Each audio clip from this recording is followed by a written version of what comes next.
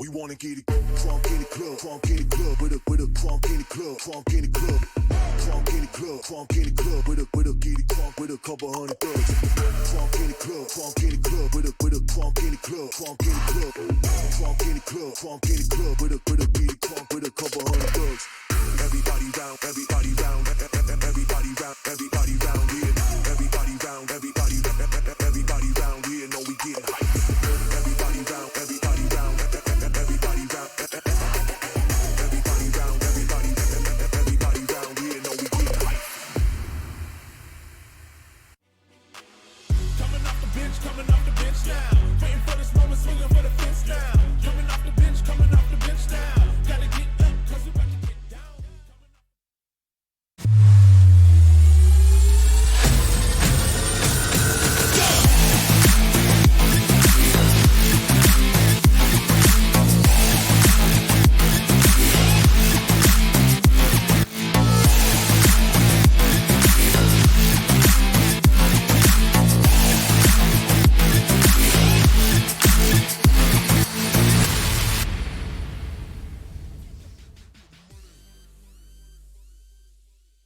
Welcome back to the VCT Game Changers. This is stage 1, open 4. I'm Tash Bunny alongside Zia Ora, and this is going to be a super exciting one as you move on to game number 2. So Zia is having a little bit of a how to say that, some internet problems going on right now, so don't worry about it too much as we try to buy some time as she comes back. So for now, this is going to be very interesting here. For those who just tuned in, we just had game number 1 just now against Thirst Esports, Thirst Red versus Orangutan, and this is gonna. It was a very, very close, a very exciting match as we saw two teams with very different play styles and abilities really duke it out. Definitely, and of course we are going to head on to another set of matches, this time with another new space. And of course this is going to be a matchup between Sovereign and of course Nigma Galaxy. So Nigma Galaxy here is more of like a welcome back for them, since we haven't seen them much up until Open 3. This is the first Open that they will be participating for this year, at least, and they have been doing their stuff. They have been very much staying in the upper bracket upon their return. What a good way to really go back. And for Sovereign right here, there are also new names. At least for me, I haven't been seeing them at least on the cast so far, but I do know that they do also have a very similar strength in terms of map selection picks, I guess in the likes of Ascent. So I feel like that's going to be into the map later. But before anything else, let's have a quick rundown of the roster here, Tash. We do have Sovereign with Che, Elena, Joey, Lucidity, and Ray. So these fresh girls here would really was able to go into our playoffs right now. So I'm pretty sure they do have something up on their sleeves entering the playoff stage. And I'm so excited as well on what they will be bringing into the table at the moment, because again, this is also a good feat for them with the amount of mystery that they have with so little data that we have with them at the moment. Meanwhile, Tash, we are going to look at their opponent team today, which is Nigma Galaxy Female. They have been very much in the scene for quite some time too. We have Aya, Aluka, Gwen, Cluette, and Ivory here for this game, and I'm very excited once more for Nigma Galaxy because if I'm not mistaken, this is four Filipinos, 1 Indonesian, 1 Singaporean team. They do have a sub, but right now we are going to stick with these 5 rosters at the moment. So the other one, I think it's Hannah, if I'm not mistaken. So here we do have them. Aluka and Aya are very much one of the flex roles for this specific team. We're very much juggling with the likes of Initiator and her duelist. Ivory as well does have a spotlight of her own, being very much versatile for her team in terms of giving her space regardless of roles as well. For the side of Sovereign, I may not be able to say much at the moment since this is my first time to see their performance, but I am excited because the fact that they were able to reach it into playoffs, it means they have something going on. What do you think? So for Sovereign, they're a very interesting team here. I have seen the players play in different teams before, especially Che from Wolf Pink, I believe. They had a pretty good run before, and these are basically they're kind of like an echo, or rather not an echo, rather or something like similar to what we saw earlier with Team Thirsts Red, where they are a team of 3 Malaysians, 2 Singaporeans. Well, I say a Malaysia Singapore team, very similar as well. Same thing in terms of their players, coming in from different teams. First time they made it together as Sovereign as well. So this is something to look out for as Thirst Red managed to surprise us. So now coming into the map picks here, Haven is going to be very interesting. It's going to be Breeze as well as Ascent. So I was actually quite surprised that we didn't see Haven on game number 1. I feel like Haven is either the first pick or the decider, and I was just like, wow, no Haven, but in fact Fracture. This is very interesting. But now we're coming back to the something very normal as we talk about Haven. 3 sites, which makes it a very interesting map per se. Personally, I'm not a big fan of playing on that map, but I understand why a lot of teams play on there. It's a map where you have more choices to work with. You can really take your time and really play with the utils, play with sound, just try to bait your teammates as much as you can. And a lot of situations, if you look at the VCT in general for the main stage, a lot of teams here in APAC, they like to play the map very aggressively. They will play it like attack or defense doesn't really matter. We will play it like attack. We've seen it happen for Paper X, we've seen it happen for Zersha, and as well as Bleed. So I doubt that will be changing anytime soon. So coming back to the teams here, let's talk a little bit about stats. What do you have for us? For stats, at least, if I'm not mistaken, as to what you said. Again, this is the first map, which is Haven. You did say that this is a 3-Heaven side.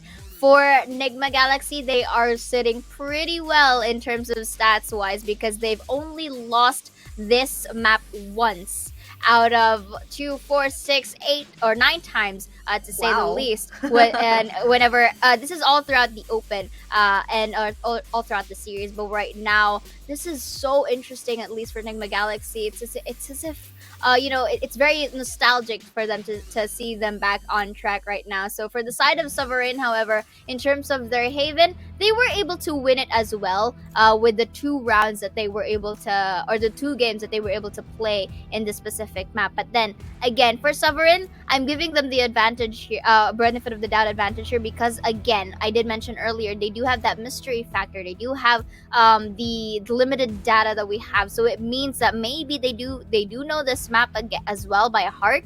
But of course, at the same time, you don't really want to count out Nigma Galaxy just yet because they have been in towards this scene for longest of times that I can remember.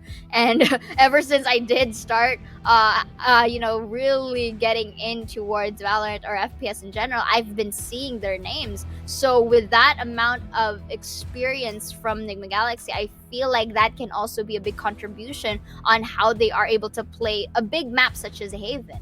You mentioned about this because this is 3 sites. There are a lot of choices to choose from in here. On the contrast, however, Tash, I do like playing in the likes of a Haven simply because of that reason as well. Because Select you your have a lot of agent. choices to pick from, you also have a lot of variations to confuse your enemy team, regardless if it were attackers or defender side. And with that, it kind of also puts into the situation where in the mind games or the are in play. I'm not sure if they were able to select out their full agent rosters. I will be seeing that later on because I was basically too. My eyes are currently in the stats here because I don't know. I just really feel nostalgic looking back at Nigma Galaxy, and of course with the new team Sovereign really piqued my interest. At least for the sides of Nigma Galaxy in terms of their defenders, it's also quite high. 74%, very much good. It means that they know how to hold the site. For attacking, they have 66%. Sovereign, however, since they also won their Haven map, it's also in quite of a good percentage as well. So similar to Orangutan and for the likes of Thirst, they're quite contrasting in terms of which side they're good on. So Tash, what are your expectations of this? I'm more interested that Che actually picked a cipher there. Yeah. Okay. So it's a very interesting pick. It's an agent I haven't seen in a long time on any tournament. The last time I saw was probably Benkai playing it on VCT MYSG. Regardless, it's gonna be really interesting how they want to use this. I think the fact that a cipher can bring to the table is just not only is it anti-lurk, he also can lurk. He's also great at holding site, buying time. The cage, the one ways that come from him can be very terrifying as well. And on top of that, when you get someone on the trip, it does give a lot of value as well because it's either someone's going to swing out at you or you're going to be too distracted with the trip itself. So now coming in for the Reina picks as well, I'm also very intrigued by this because Reinas are particularly an agent I would believe that really relies on gun skill. You get a lot of value if you get kills. So when we look at Aluka is someone that we're told that someone that you really need to look out for on Nigma Galaxy, and she's very flexible in terms of what she plays. And with that pick as well coming in with the Jet is also kind of like reminiscent of what we saw back then on Paper X when we first saw Jing on the roster. It's kind of it's a very scary comp because you get that power spike coming onto site for attack. You have Aya immediately coming onto site, get a pick and then dash away, or you have Aluka coming into site, get a pick, dismiss. So those situations give you so much control, as well as a situation where you can get out safely. You're not going to get punished after you get that pick. And on top of that, when you think about a situation where you want to play post plant, they can go aggressive and get picks even on CT side, even on Link. Now coming into Sovereign, you have Elaine on the Brimstone. Those smokes are going to be very good. And also on top of that, you also have the orbital strike. That orbital strike is great for just taking space, just to play post plant, just to prevent plants. And also you have lucidity for that information gathering. It's a contrast between KO as well as a cipher on how differently they play, but at the same time it's so great at the same time. Ray as well, information gathering.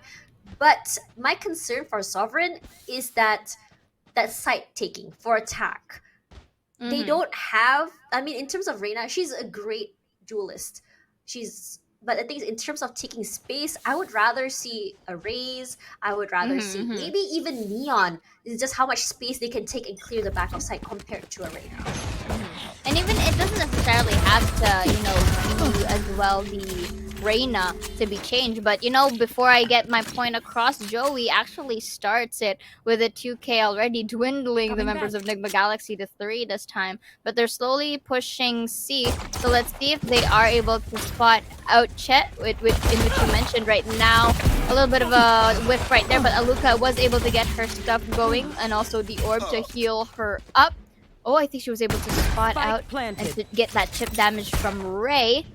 Oh, and the swarm grenade, beautiful deny. But Aluka, baby, in a dangerous spot right here. Pushes it, but still, Ray was able to get her down. The recon ball, make it a double for Ray. Gwen with the trade, however, but she's the only member alive and sandwiched by 2. So that was a very good start for the side of Sovereign. And I also share, going back to the point or your sentiments with Sovereign, because again, they will be having less of utilities for when they are attacking, at least in terms of mobility, because you mentioned you would like the likes of Raze and or Jet so that they can, provide some space. And I agree with you on that. And I feel like the other, or maybe another agent at least, for them to pull up here, maybe in the likes of Sky. Because Sky can also be very much good in, Bring me Fade, why not? Or Breach if you don't like it, or anyone that can have control of sight, just so that if Joey chooses still Reina or maybe the likes of Raze, they can really, optimize that space. My but God. Joey or Joye, if you how you want to pronounce that, please correct me. I do want to know. I want to give justice to the names, right? But while I'm waiting for my answer, I do like it that she's able to tap down the members of Nigma Galaxy that easily. And to take note, Tash, that was just Pixel Peak. It really was. I feel like Joy has been getting a lot of those first blood situations that she isn't punished for. Elaine laying a very aggressive corner here. That spray will be punished. Actually, she gets two before finally you have Chloe player pushing standing. forward there, but Joey from the Spike side down, finds B. Gwen. Not able to plant it. Ray wraps up the round. I have to say, it's very well done for Sovereign. And that retake from the side, they came in from so many different angles. It's really hard to pinpoint where exactly it's going to be. So in the beginning, you saw that Nigma Galaxy tried to go for that default. But the problem is, while they went for that default, they were not expecting Joey to go super aggressive, to just really push out. And it caused their numbers to dwindle one by one. And in a lot of situations here, they're also not able to isolate the other members from each other, and they kept getting picked off one by one. Here for the side of Nigma Galaxy, I do feel like a rush push is needed, or if not, they should be able to shut down Joey. This is the reason why that they're not really peaking a long as fast, simply because of the tap capabilities of Joey. And here, I have the in spike. towards this game, Nigma Galaxy, if you notice, they are trying to take it slow, trying to tow it down, maybe playing for peaks, because I think they kind of noticed that Sovereign has the tendency to push or be a bit of aggressive once they, take one or two down. So now I feel like they're trying to bait them out for that peak, but you have to take note, the time is ticking. They have to plant that spike somehow, and I feel like the safest route that they can get right here is either in the likes of garage to C or mid to B, because that's the less populated area of Sovereign. But of course they wouldn't be able to know that. They don't have any access to minimap unlike we do. But point is, if they do want a 30 delayed seconds push or left. a committed push, they have to do it now, because it's only 30 seconds off the clock. But again, as on cue, they're doing it right now. Chloe gets one over there, but look at the damage coming in toward Aya. Joey, she's very, very patient, waits for the smoke to dissipate. Just wait for her teammates here. They don't know she's up there. Immediately gets rid of the blind.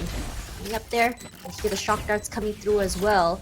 Aluka playing from in front of the Sewers, and Aluka as well as Ivory. Aluka gets two already. Gwen as well. This is a very, very scary angle for retake on A, because it's a very, very small little area, and you saw how Nigma Galaxy positioned themselves. It's a crossfire. It's hard to really push inside without having 3 or 4 gun barrels pointed at you. And with that smoke over on Heaven, it was really hard for them to do anything.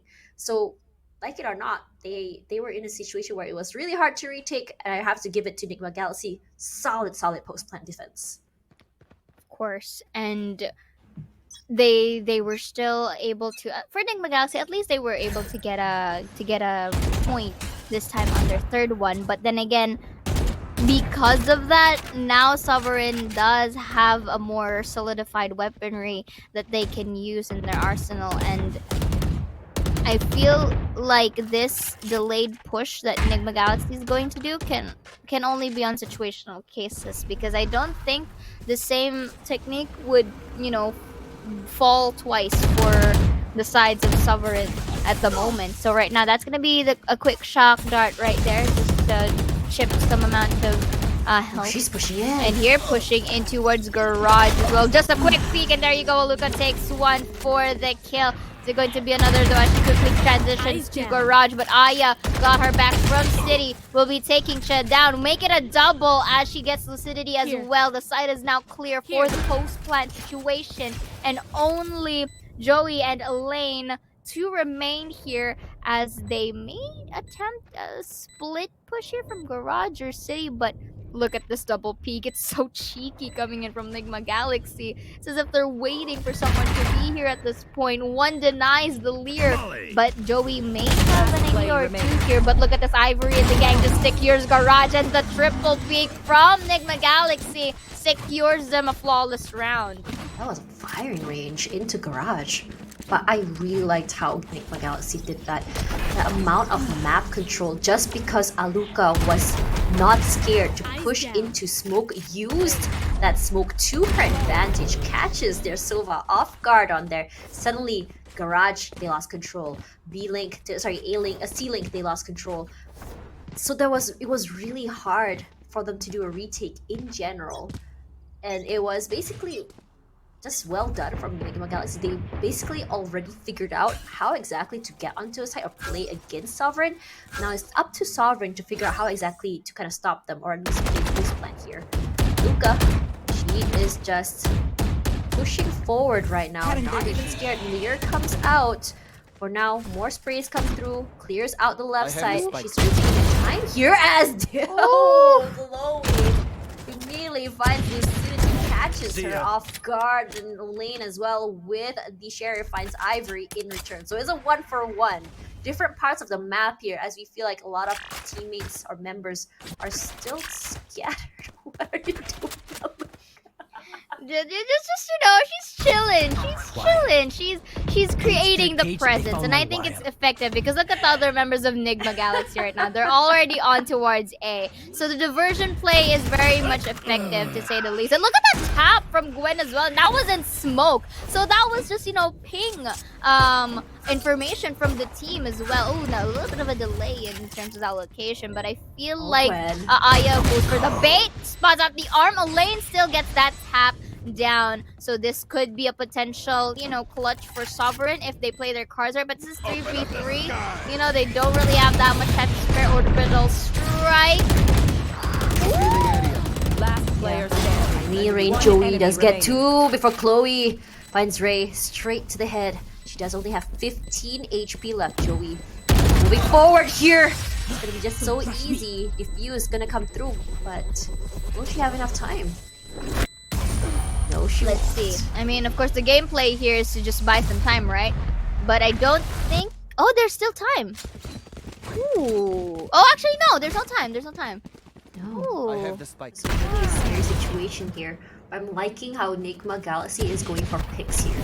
Just playing it, but the lead with the Sheriff has been terrifying. Chloe as well. It's been pretty crucial. It's just in a very unfortunate situation that she was just so very low, but playing for time, she managed to win it out, still getting that point for Nigma Galaxy. That's honestly what they need. In terms of economy, both teams are not suffering just yet, as we see here, and a very aggressive play here coming forward. Ivory, I think she does smell something going on, but it's a double peek. It's really hard to do anything. Joey was the one who ate up all that damage, gets the overheal as well. It's a trade for none. Immediately, Nigma Galaxy runs straight onto site. Here's the trip, but Luca, she won't be denied the site. She still waiting for time here, waiting for her teammates. As the situation right now, as she doesn't want to show herself. That's how you play a Cypher. You just wait in the shadows, wait for the right time, and just pop off. She's not able to get that info. But now Chloe, she knows that someone was going to be coming from the backside. Aluka already has the Empress, pops it. Aya just waiting in the shadows with Short here. Deleted, same goes for Chet. Ray does trade out with Aya, Luca, but Joey and Ray find one each. Where it's just Chloe all alone sprays out into the smoke. She does have the Hunter's Fury. Joey is so very low. She gets a tag, but not quite enough to do anything. They notice she's out. Joey takes it, just waits for one, does get the defuse.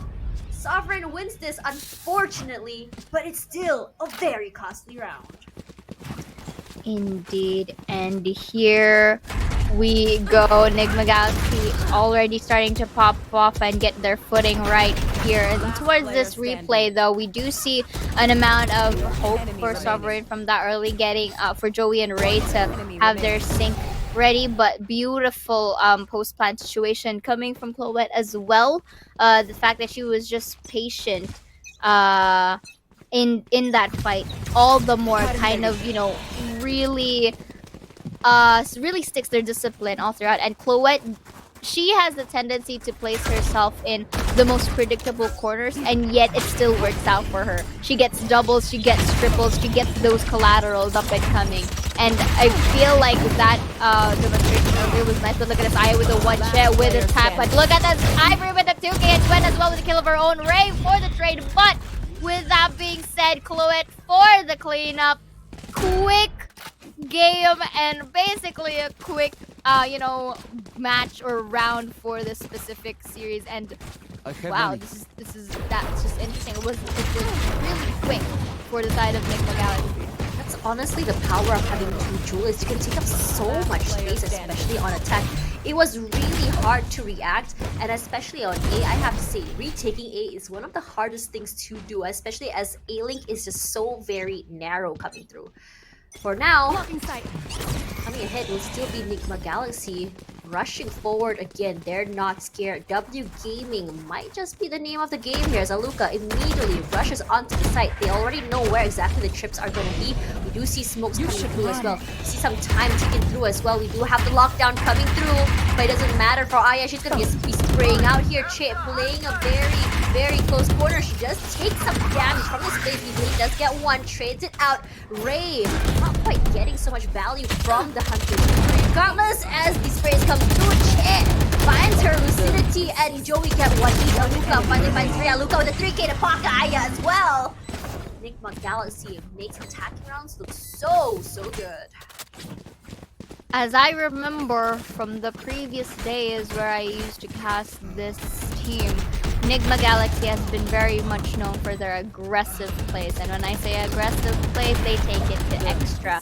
And the fact that Aluka and the gang are clearly demonstrating it now is such a wonderful sight to see. Nigma Galaxy, again, has the tendency that if they are given the momentum, if they are given the guns provided, and of course the good position that they have in towards the game, they are basically going to pop off in that. And the amount of game sense that Aluka possessed specifically, I'd like to give a highlight to her on that, simply because she knows, or her intuition in determining the locations of these teams are very much exemplary.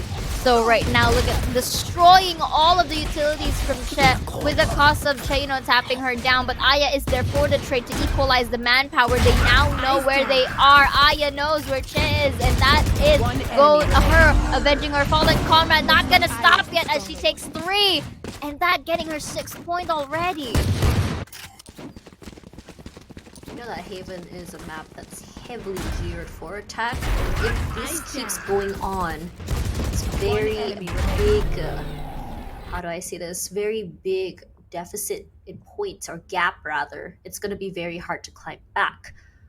But for now, Nigma Galaxy, I'm not too sure what they have in mind for defense, but I am curious. But kind of putting a stop onto speaking about the future. Yeah. It's a situation where the by Sovereign has to kind of figure out how exactly they want to redo this. We have seen a reshuffle there. They put 2 people onto A right now. Che playing the backside instead of Haven. Immediately onto site will be Aya, clearing back of site. Sorry, the side of site first. They do not notice that Joey was gonna be there. Trades out Aluka for Che, but for now they not realize that Lucidity will be moving forward. KO, lurky lurk, she said. She said it so many times, it still works on her favor. Plant does come through here. It's gonna be on C side. It's a beat and switch, very classically made as Ivory picks off the lane in the process. It's gonna be aggressive. Swarm grenades here, not able to get it out of the way. Does buy some time as Ray tries to clear out the side of Garage. Gonna be playing for long here. They are gonna be making sure that no one will be flanking. Playing for long is actually one of the most annoying situations, because in a way they can just shoot forward and they're gonna have to push up too long to get that out of the way. Look at that, immediately pops the swarm grenade. The nano swarms there, does put some damage in. Gonna be suppressing that. The confuse does come through. Chloe gets 2 right now, and Ivory just seals it off. Enigma Galaxy is not stopping. They're on a roll. Definitely on a roll here, and they're not stopping. And again, it's as if they're like a steamroller at this point right here, just capitalizing all of these locations. And the fact that information is also vital, they're able to really give this out.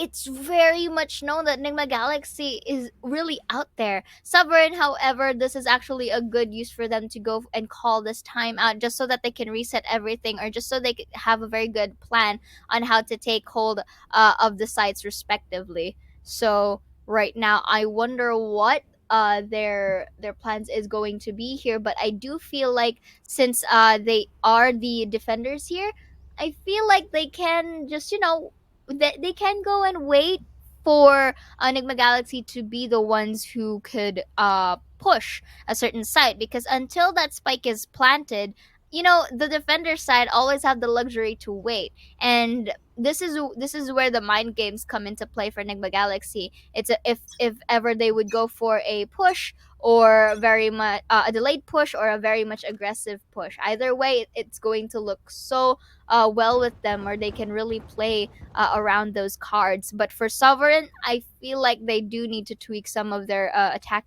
attacker side, to say the least. Sovereign is having a hard time just to stop this. I'm wondering if there's probably a situation where they can play for retakes instead. But it's really hard for me to really pinpoint where exactly the spike is going. But hold on, look at how many people they sent onto A side. There's 3 people on there now.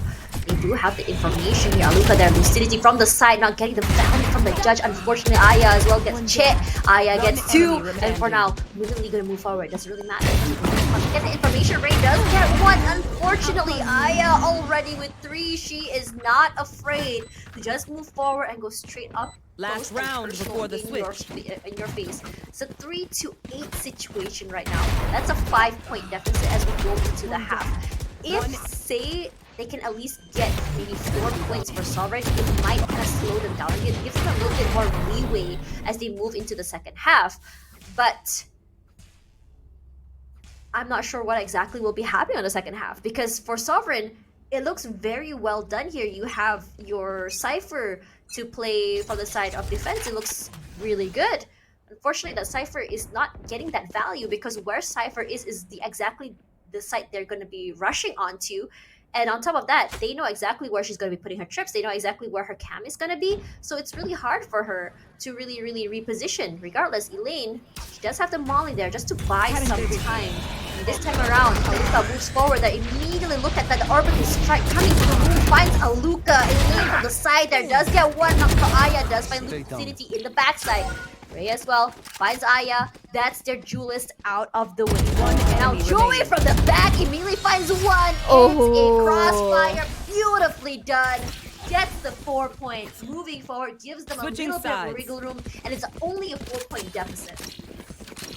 They're the ones who decided to take things into a different level by pushing and restacking a site so that they can get that man advantage. And I feel like one of the contributions, or one of the big pacemakers towards that previous round, was the recon vault that came in from Ray. Because Ray was able to detect 2 from C long, they were able to gauge and they were able to push that garage site, or that middle site here, and it really caught off guard the members of Nigma Galaxy. And because of that fact, they were able to really contain ground and control the defense in general. So at least for Sovereign, they were at least able to get a point before the half ends, or the first half ends. But this time around, we are seeing the sides of Nigma Galaxy being on the defender side. So I feel like they are going to be a bit more passive in this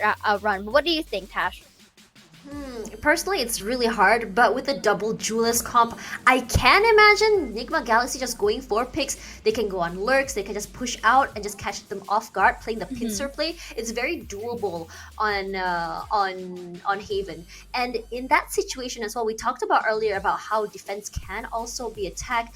I wouldn't be surprised if that exactly is the way they want to play it, because in a lot of situations as well, we saw just now, Sovereign likes to lurk. Maybe they might be down in terms of main advantage. Maybe we might see Sovereign just caught off guard during the lurks. So if the idea of Nigma Galaxy is playing for picks, then I think they might have the right idea. In terms of numbers, Sovereign, I feel like it's a little lackluster when they don't have the strength in numbers. When they're together, however, it's a whole different story. And in a lot of situations as well, by the time the teammates come onto A side, their numbers have already been dwindled. So maybe, perhaps Sovereign should find a different way to play together. Maybe play in a way that they can actually hold the side. Because I think in terms of post-plant strength, Sovereign actually does have the upper hand. For instance as well, in terms of the post-ban situations, I do agree with you that there are moments wherein Sovereign does or is able to go on that full retake in their defender side. Here, this time, since they are going to switch their sides, we've already seen how aggressive Nigma Galaxy can be. But there are tendencies as well for Nigma Galaxy that despite being the defenders, they kind of like disregard that fact and just still goes for the push or still goes for the offensive side, regardless if they're defensive as well. So maybe I kind of expect to see Nigma Galaxy, maybe an instance of them rush pushing at least a side or stacking up a side at the same time, just so maybe they can take it by surprise. At the same time, if that were to happen, maybe Sovereign could, have a thing or two with what their plans. Again, I have yet to get to know Sovereign in Look general, at but that was a this. beautiful paranoia though from Gwen. But Shed still wins that by getting Aya down. Joey for the trade, Chloette for a double in that retaliation at the moment, and was able to get her spot right. Flashes a wins it out, but Lucidity still is able to get Aluka down. So now they're marching their way to B with a little bit of attack coming in from Ray. Cleans it up for the 5th. Exactly what we predicted earlier did come true, coming from the side of Nigma Galaxy.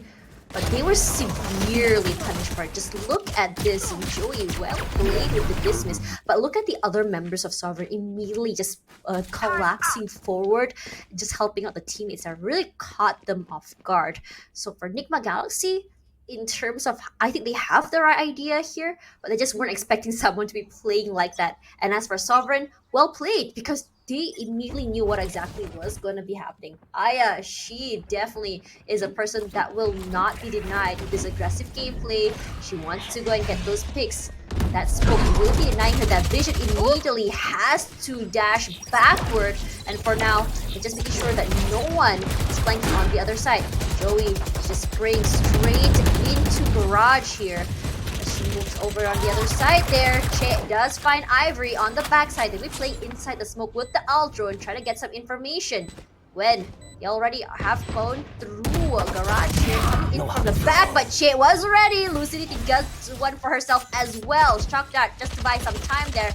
Luca does have a Bucky in hand. She's just waiting as they push forward. Elaine is in trouble. Straight to the face. She does get an upgrade. It's gonna be a Spectre. Free and Prey can be something as One Aya enemy remaining. does not connect the shots as Che gets a 3k in her pocket. And suddenly she's saying, while it does not look good for me on the defending side, on attack, I'm the queen. The 6 to 8 Sovereign slowly catching up to the gaps of Nigma Galaxy. So let's start from the quick replay. Was able to get 1 Lucidity, 2 aid Luca with that Bucky kill as well. But I feel like there's a certain disconnect at that point between Aluka and Aya trying to secure Garage in general right there. So again, it's still too early to decide who gets to have the upper hand right here. But for Nigma Galaxy, I feel like they kind of need a change in strategy. So it's going to be a little bit of a lineup there with this defensive Lucidity. Not sure on if it does connect right now. It will, as we do see Aya being suppressed at the moment. The Guardian in her hand just really peeks it out at the moment. But I like it how Nigma Galaxy is not very much too reactive on the skills as to them, rotating all around. They don't really neglect the sites, which is a good thing. Of course, this is a big map, the likes of Haven, so you would want to secure these maps as much as possible. So get this little bit of a peek, double peek rather, coming in. But this time, Aluka changes her course. Maybe going in towards A or to Cities until they wait for that noise to happen. The city already planting the spike from Spike B. planted. Aya patiently waiting from Garage right here.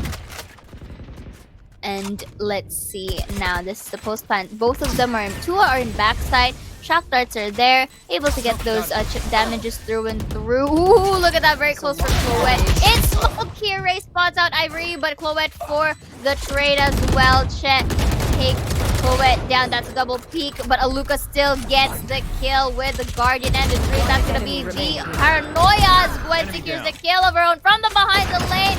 Will be getting Aya do remaining. know where Elaine is at, Oh and my Elaine the God. molly takes Gwen as well.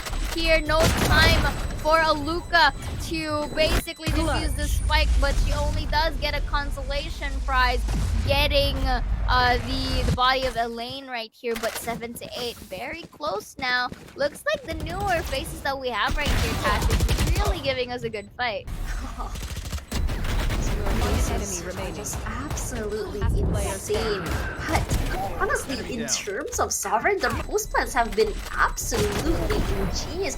Elaine's play just now, she didn't really have the biggest advantage. All she did was just play post plan, play for time, play the corners. She did go down in the end, but at the cost of time. Just honestly so good. That Guardian pick just now as well was just honestly so great for Nigma Galaxy. They do have the right idea getting that on the second round. For now, still 1 point deficit. Immediately look at that. They do have the knife suppressing her as well. They know that she's there, including Ivory. She managed to pop that block for everything. Ivory with the bucket. Gets lucidity. Perfectly executed, and they got so much damage in return. Gwen straight to Chet's face. The headshot will be coming in from the Sheriff as Ray trying to just catch people off guard here. As Gwen pushing forward, coming in. They might just catch one, but they are pretty much ready.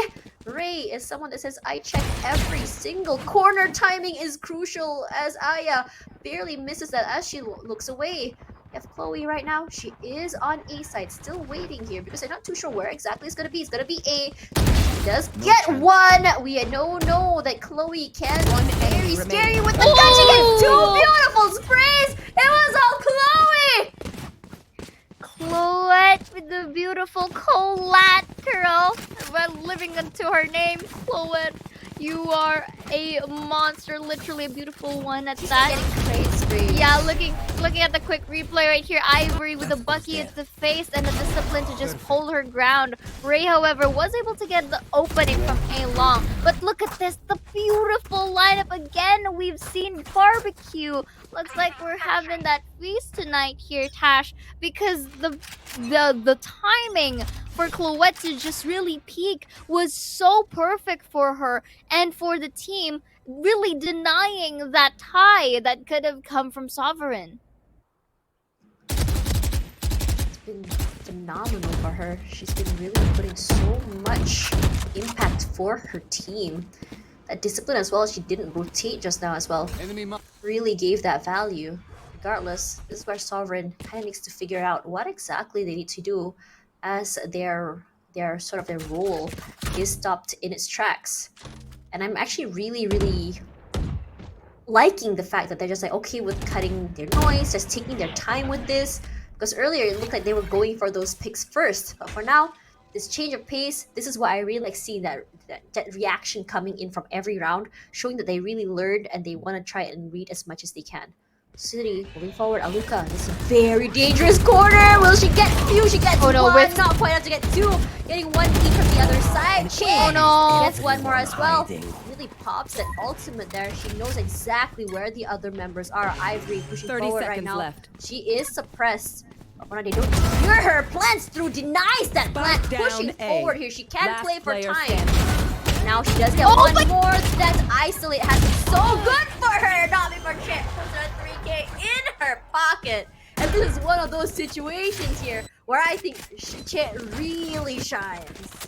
Indeed, and that was such a good job for Sovereign. Looking at the replay, a bit of a whip coming from Aluka. She doesn't seem to identify which target she could have gotten there first. And of course, a little bit of a greedy aspect for Gwen as well into pushing immediately right after Aluka has been slain. But here, though, we do see Ivory with a good isolation from earlier, but then Chet was there to really clean up for the crew and not letting the score gap really, punch furthermore. The Nigma Galaxy, though, you do have to commend them, of course, especially with Gwen, with that beautiful paranoia as well, with her smokes, and of course with Ivory with isolating those fights. But still too early to decide who gets the upper hand at this point, but both of our teams are very much on their way in doing their best. And Aluka once more, really good stuff, and really really having that manpower to their advantage at the moment. So here, right now, they do have the luxury once more again to wait. There's gonna be maybe a little bit of a double peek right there. That's gonna be one. That's gonna be another. No Colette as Aya shuts her down. And here, Joey may have noticed that someone could be in C-Link. Nice smoke from Gwen. Really on timed as well. No, actually, it was, on Gwen. And now, Sovereign eyeing out B site. Maybe they're trying to clear this out. Gwen, however, and the company are very much prepared. But let's see who, if it does reflect as well, 30 to seconds their left. preparedness at the moment. So here we do see one right here. Luca, beautiful Cutting tap, their gets that dismissed. One enemy And remaining. as well as the cage, Chloette from the side is able to get it one and secures it for another. Chloette is popping up for the team. She really, that reaction to any info has been huge. Now, if we look at how they want to play there, this is honestly one of the greatest things, not greatest things, but one big great thing they've been doing is now was just spraying through smokes. They get the chip damage through. On top of that, we saw them actually get a pick out from smokes as well. And we also saw that situation that yes, B site has been where Sovereign would hit, but by denying them the plant and denying them that the positioning to allow them to, to prepare for a post plant, it really puts them at a halt in their tracks. And we also saw from a lot of situations that Nigma Galaxy are not afraid to come in from two different angles. It's hard to really pinpoint when you're getting numbers dwindled one by one. So in a way, Nigma Galaxy, they managed to read out Sovereign, and this is where Sovereign has to kind of take a pause again and figure out how exactly they want to reconvene. Also a very good call for a timeout for Sovereign, but I do reckon that it may be a bit late. Maybe at least from the previous round that timeout could have be called, but oh well.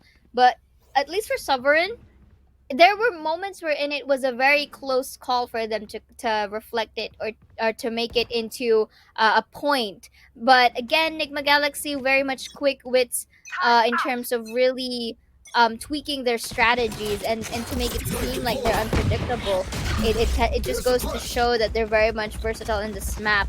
Again, I did mention from earlier that Nigma Galaxy still does have the tendency to be aggressive VCT despite being solo. defenders, but right now we do see a bit of a timing there in the works, and Chloette with a steal before being shut down by Ray. And here we do see a 3 versus 4. That's a cute dash, but right now Joey was able to get her down. That could have been a good dash for Jet, for Aya, but then again, the other members of Nigma Galaxy is just there to secure those kills so that their members do not really die in vain at this point. So looking at the quick replay right now, that's gonna be the plan. Very quick wits for Joey, but there is the trade for the members as well. And to clean it up with such synchronization that you gotta commend Nigma Galaxy for that as well. Sovereign, there is still a chance for them to really pop this off. But the only problem that I'm looking at right now is maybe their take or their attempt to get the sites going is, I feel like it tends to be a bit more predictable as the game progresses. It's hard for them to take sites very convincingly when they don't really have an agent that can really take so much space. In a lot of situations they take site. But for now, Lucidity, 2 in the pocket. Very beautifully done when it comes to that. Thought they had that upper hand, but for now, Aya moving forward, trying to play ring around the rose. He is away from the side there, has her teammates back. Aya immediately through the face. Joey wasn't able to react at all. The spy cam taken out as well. Elaine playing a very aggressive corner. They get 2 up before Chloe shuts her down, and Chet finds her in the end. Looking really good for them. Finally, they found a way. Coming back to what I was talking about, it's hard for them to really take sight when you don't have an agent who can really clear sight like that. But looking at that, this is why B works out for them so well. You don't really have to worry too much about sight. You can have everyone outside just to take care of the bomb later. Sorry, of the spike later. But look at how Elite played this. Just so beautifully. You play left and right, isolating each member from each other. but that coming in from main has been really good. So for B side, this is one of those one of those situations where they're able to take side, but coming onto the other side without that aggressive, not just push, but rather that agent to take space and then clear out the back, it's hard to really hold that post plan as J finally. I know exactly. Bit of untimely manner as well for Aluka to jump from window. Che is already greeting her in the process. Elaine will be getting Ivory down, and Ray as well to get Spike planted. Chloe as well. So this is going to be a bit good post plat. Looks like Sovereign was able to find their footing here to say the least. Lucidity takes one. Beautiful patience in waiting the smoke down. Gwen for the trade, but it's only 78 HP and the dream. A lot of members of Sovereign are ready for the crossfire. And 10 to 11 in our points now. This is very close. Very close. I have to say, it looked very scary for Sovereign in the first half. But coming into attacking, they are looking very solid. I was a bit scared for them just because they didn't have a jet or a raise. But looks like they did have a plan in mind. And they really knew how to execute it. Regardless, 10 to 11 has been such a climb for Sovereign. I was very worried for them, but they still managed to climb that hill. And they're almost at the top. Aya tried to get them further. Quick. Managed to do that. Look, in terms of economy, don't have the weaponry advantage, except for Aluka does have a Phantom in hand. Aya did get tagged just now. She got chipped a little. She has to play a little bit safe. They don't have heals. They don't have a Sky. They don't have a Sage. Lucidity, it's also the same. 5 HP left. They're checking all their corners for now. They do remember how Aluka was playing that corner. Immediately running straight onto the site here. Which will be A. They use a fragment just to buy some time, or just to kind of like hit within a day. But you have Chloe with the Hunter's Fury, still planted it, not getting the tag or at least the value they want. Could have tagged this again. Unfortunately, it's still an unfortunate situation here. Check. Gonna get that information from the camp here. Gonna spray out, but immediately reacting to that. There is the press from Ivory, not quite able to do anything. Aya all alone right now. It's a 2-on-1. She is gonna get that rifle upgrade. She can actually still win this, but Ray has already had the angles preset. But I have to say, this is still a situation where it was very expensive. It was basically an eco round for Nigma Galaxy. They still managed to take 3 out. But look at the amount of sprays coming in from that angle immediately. They had all the information they needed and they still were able to react to it. So now 11-11. The score has been equalized here. And in terms of economy, both teams are still very healthy. Whew. And this is also one of the deciding factors, or was deciding round to say the least, to whoever gets this match point first. Because if anyone or either one of them gets it, it's a really huge morale boost, to say it. And here, at the moment, I am quite interested on how both of our teams are going to take this, because in the attacker side, Nigma Galaxy was able to really thrive with an 8-4 scoreline. But right now, Sovereign was able to catch up to that 8 and actually made the scoreline into a tie. So it means that their attacker side are also something to look out for, or something to eye out for. And both of our teams, I do notice that they do have their own strategy in creating diversion plays, or to make or create some space for the team. Do note that they're quite similar in terms of composition. The only difference is Cypher with a Killjoy, Omen with the Brimstone as well. So they do have quite similar utilities in terms This is of a very duelists. interesting. Yeah, I have to say. but now we do start it off with Lucidity taking Ivory down. So the chances are they might try to, maybe create another presence towards a different site before committing to C. Since Ivory is down, the utilities is going to be absent at the moment. But I feel like they're quite persistent towards A, liking the security policy into that box right there, just to wallbang it just in case someone was lurking in that corner. They're still taking their time here. Luca just now Immediately, she takes out the trip, immediately repositions herself. We saw Che was actually quite close by. She could have just swung out, but I don't think she wanted to risk it, especially so early when she's very, very vital for that post-plant defense. For now, Lucidity still waiting, and I have to say that Lucidity has been one of those team members that have been very, very 30 seconds terrifying, at least for Nigma Galaxy. Immediately, we also have the Shrouds coming through as well here, as well as Gwen gets one. Gonna be traded out. Luca and Aya, so One take enemy one each. remaining. Aya with two already. Che, suddenly the last person alive. She is running out of time. She can make it at least a little 10 bit more seconds left. expensive. She's gonna be caught out by the recon. Luca is ready, but Aya will be the one to take her out. There's a 3K for Aya. Aya, Match her point. aggression has been giving the team so much value in attack and defense.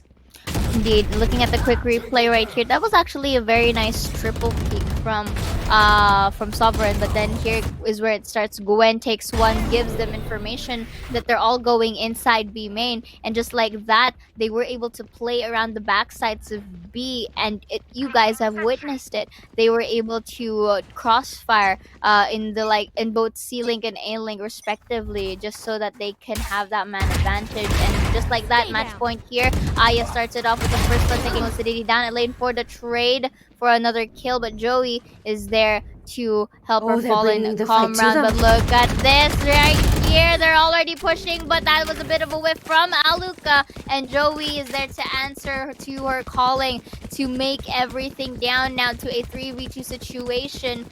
We would have expected Sovereign to maybe have that disadvantage, but right now they were able to turn the tables Smoke's around. down. Now to smoke off City.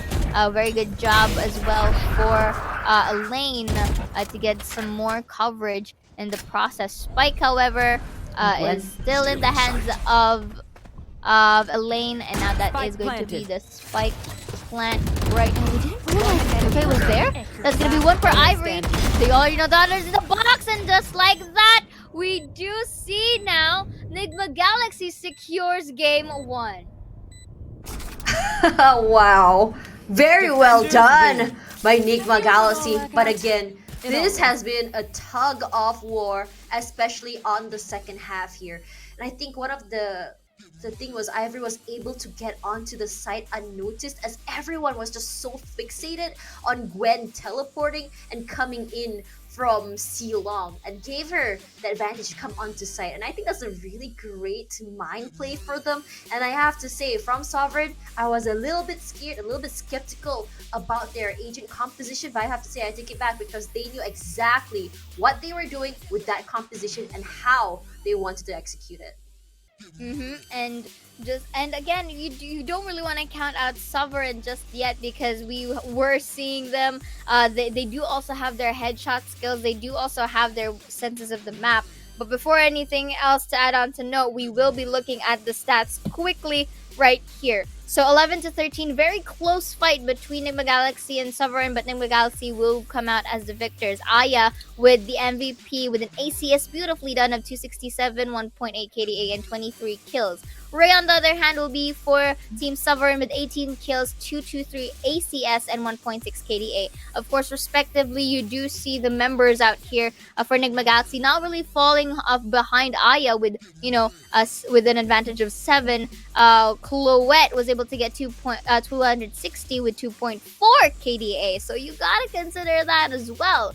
For the objectives this time around, it's in the boards of Nigma Galaxy with 21.6% headshot. You do not really want to underestimate their tapping capabilities at this point here, Tash. Yeah, I have to say, if I could put two MVPs together, it's gonna be Chloe against against the other Sova. I'm sorry, who was it on Sova again? I think that was Ray. Ray. Yeah, Ray. Ray and Chloe have been absolutely phenomenal, I have to say, and putting them side to side has been huge. Chloe has been, I have to say, a lot of those high impact plays has been Chloe. She catches them off guard. She is definitely in a situation where we saw, like, maybe we would see like a Sova holding on a site alone. She is definitely someone who still, as a Sova, is able to anchor a site, is still able to get 2 to 3 picks before her teammates come around.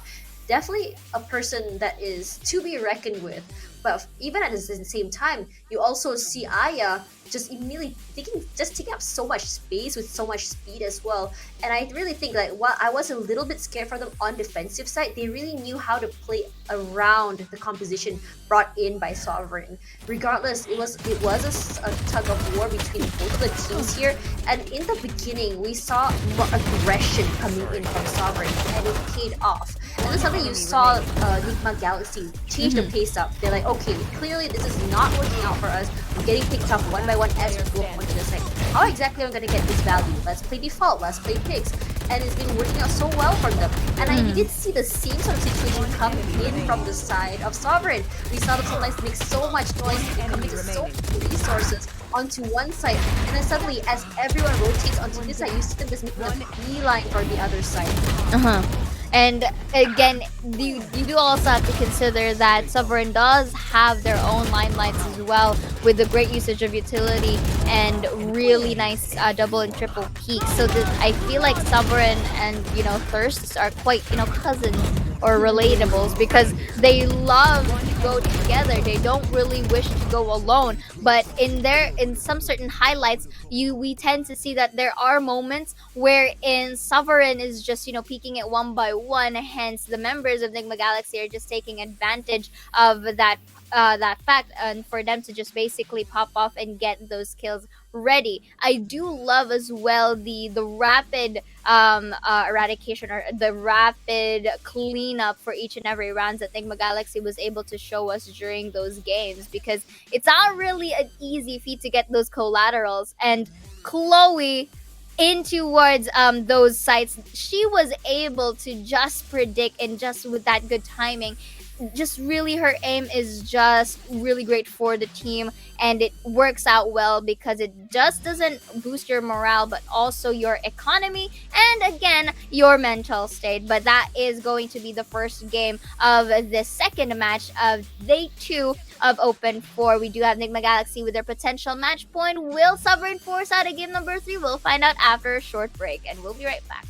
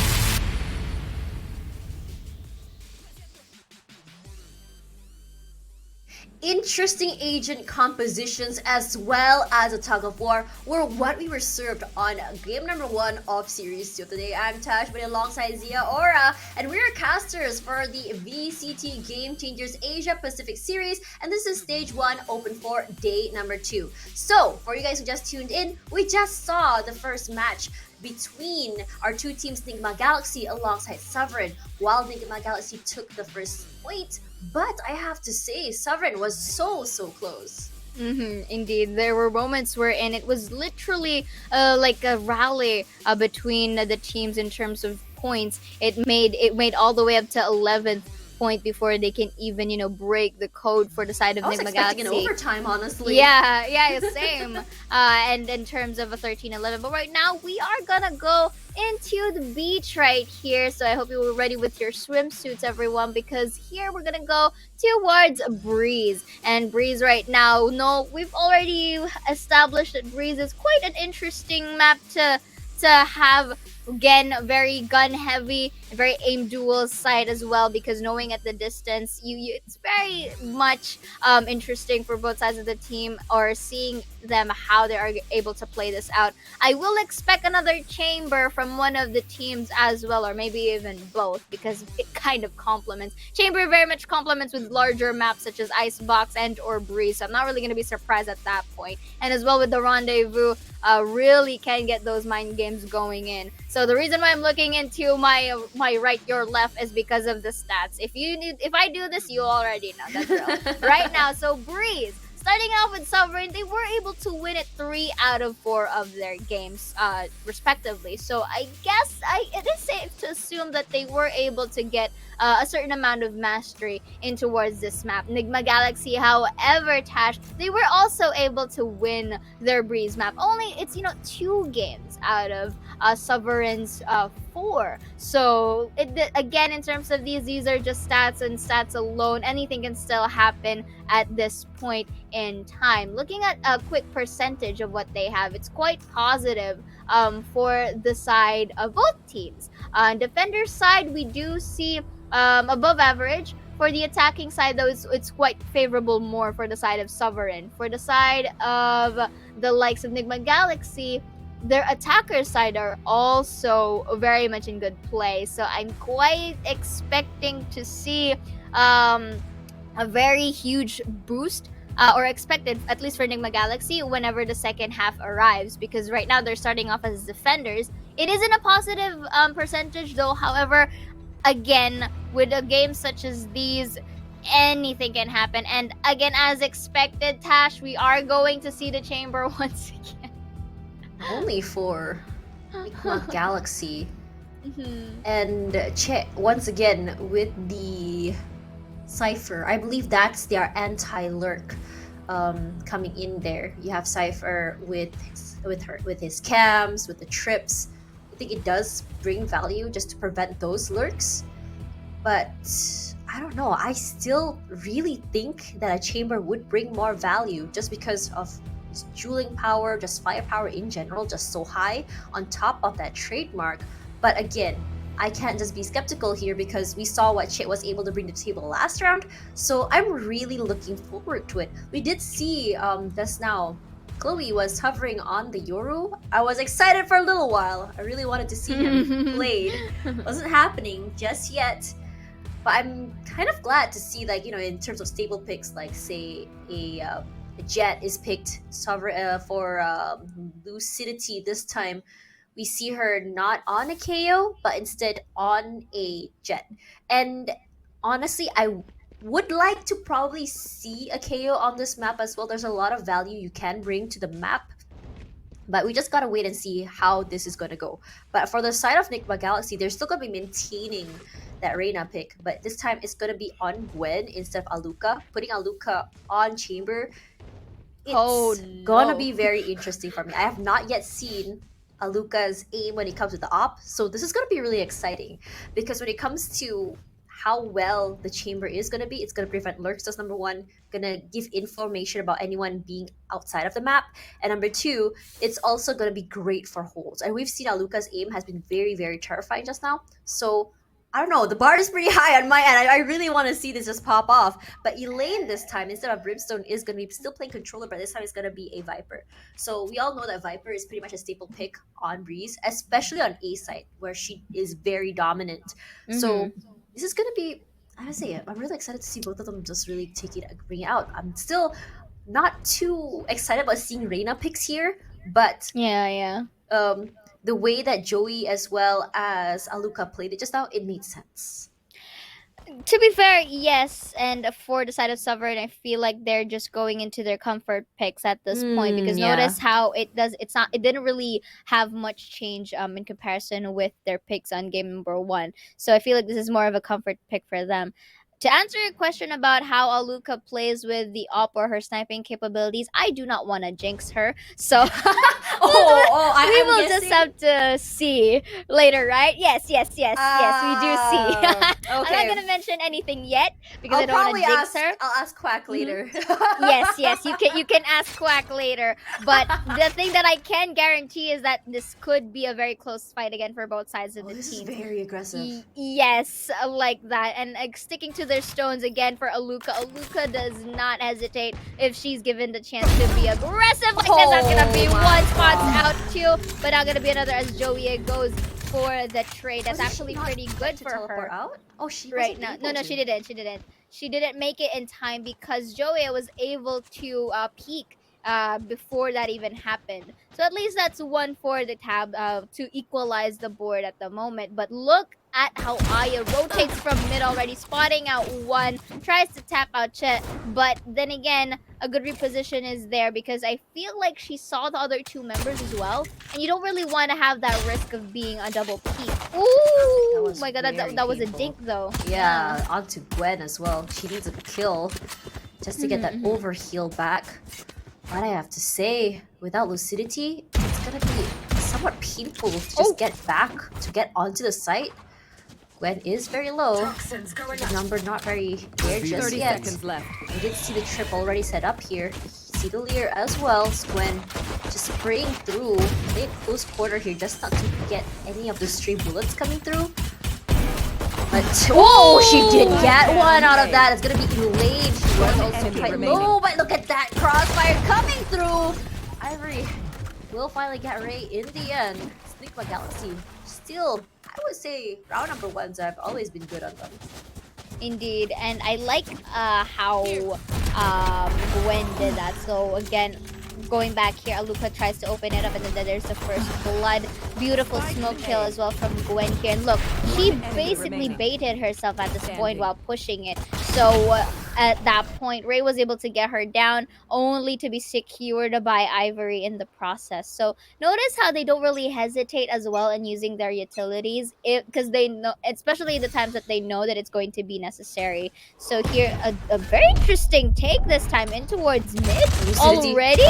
Oh, she may be in the pinnacle right now. That's going to be the dash as well. And Gwen is there to secure it. Recon Bolt, however, is going to detect 2 from the last player standing. That's just unfortunate. That wallbang as well coming in from Gwen. She's getting picked off one by one. Lucidity, she really got punished for her over-aggression here, and I liked how Nigma Galaxy played that. They actually took two sides off the pillar. It was like running from one lion's mouth into another. Oh, it was a situation where you don't want to be in. Sovereign not quite getting that answer as to how exactly they want to be taking the site. And as for Nigma Galaxy, this is their playground. They're not afraid to push out alone. They're not afraid to just get picks. They get a lot of value from that. And on top of that, this time around, it is a bonus round here for Sovereign. They are armed with the rifles, and we all know this map, it Scanning ahead. favors those vandals. Recon Bolt gonna be destroyed.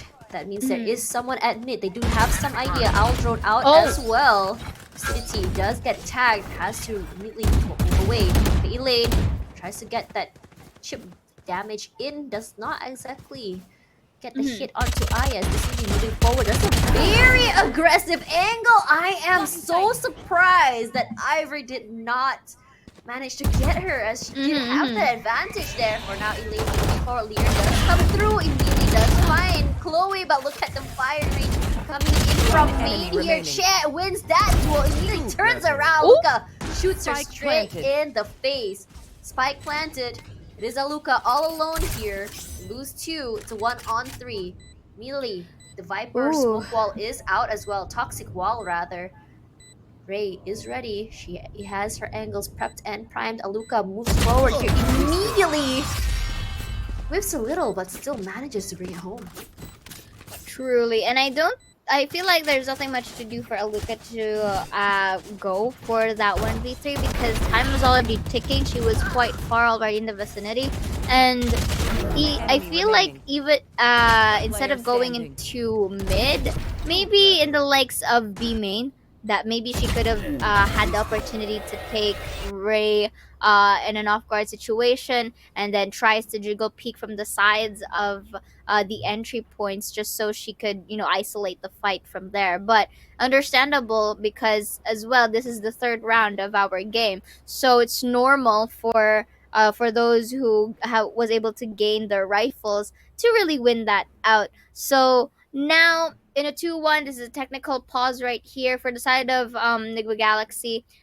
It's still nice. They do not neglect the sites anywhere, even mid. They don't neglect that, so that's actually a good factor for them. And another thing that I also do want to take note for, at least for the side of Sovereign, is they play their time wisely. At least for the first, for the round that they were able to win, they took their time.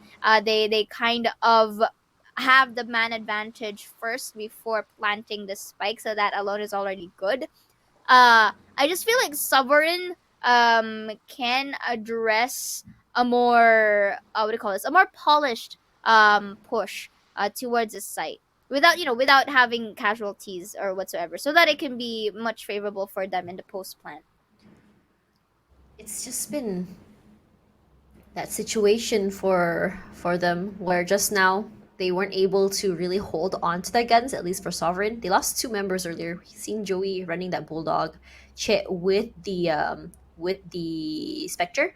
And I have a feeling that when you look at both teams here, Nigma Galaxy as well as Sovereign, Nigma Galaxy, even on defense, they are a team that isn't really scared to bring the fight to them. They don't have to wait for them to go onto the site to take those fights. And a lot of situations as well, their crossfire has been phenomenal. They come in together. It's as though they say, okay, I'm going to come here. We'll pick together 1, 2, 3. And it's been, the timing, as you mentioned before, has been really good. They didn't really have to flank either. They didn't really have to do those lurks, because when they play together as well, it's in a situation where you really pincer a lot of those players. You catch them off guard. It's a trade on trade. Regardless, we move on to round 4.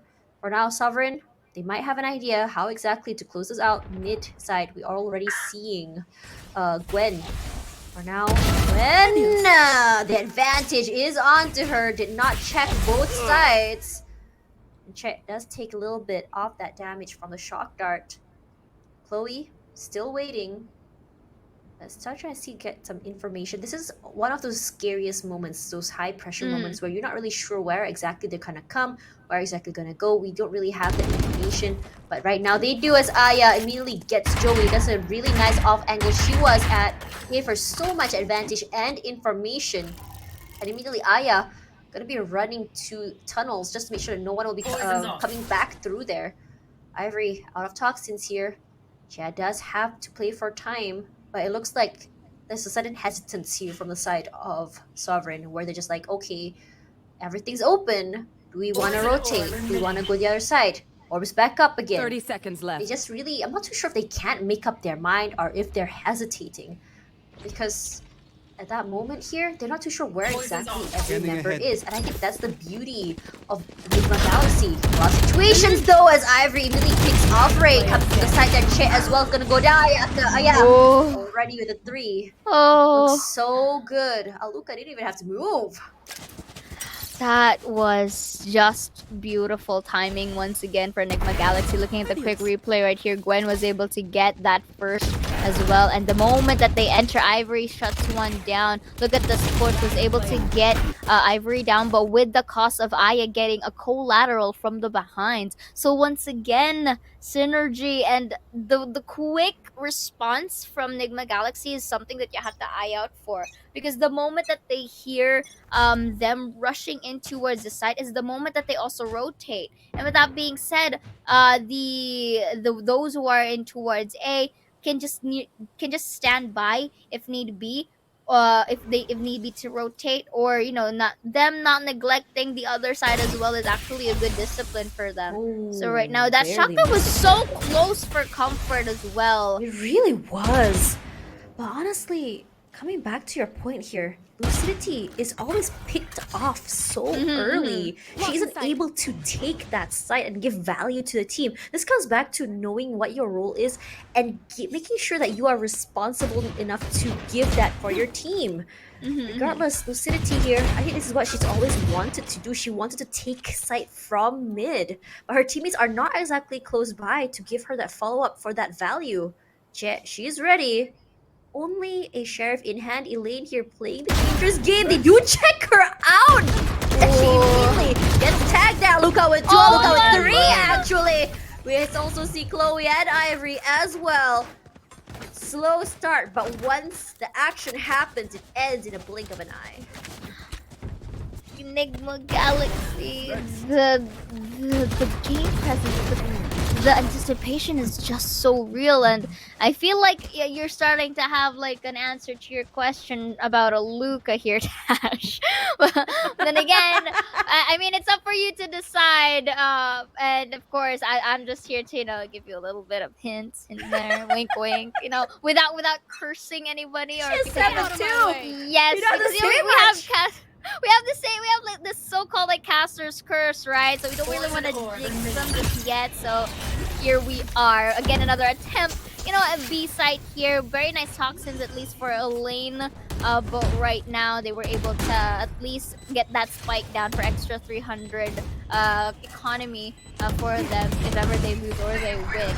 So that is going to be the Blaze Storm ready now for Lucidity. Gwen gets one down. Gwen has been giving very much good on this first blood that she's taking. So we do see her seeing two, but Gwen is there again for the second kill of her. Makes it a 3, and Aluka and Aya goes for the finish. And just like that, the retake from earlier, it was a bit chaotic, but now it's starting to be polished as the game progresses. Nigma Galaxy, a team that really is making a statement.